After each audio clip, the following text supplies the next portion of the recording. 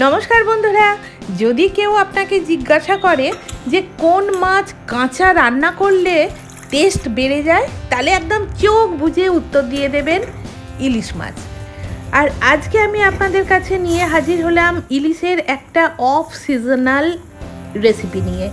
হ্যাঁ বন্ধুরা, বেছে ধুয়ে রাখা কাঁচা ইলিশ লবণ, গোলমরিচ আর কাঁচা লঙ্কা সহ জল দিয়ে সেদ্ধ করে নিলেই রান্নাটা কমপ্লিট। একটা কাঁচের বোলের মধ্যে তারপর নামিয়ে নিন, নিয়ে ওপরে পাতিলেবুর রস মিশিয়ে দিন, ব্যাস রেডি হয়ে গেল দুর্দান্ত টেস্টি ইলিশের অফ সিজনাল ডিশ, যেটা আরামসে আপনি সারা গ্রীষ্মকাল রোজ খান, আপনার শরীর খারাপ হবে না। আর আমি টেস্ট করে একটু দেখি কীরকম হয়েছে। বন্ধুরা, একদম দারুণ হয়েছে। ইলিশের এই ডিশটার সঙ্গে আমাদের আর কিচ্ছু লাগে না, শুধু ঝরঝরে সাদা গরম ভাত। তো আপনারা কবে করছেন এই রান্নাটা?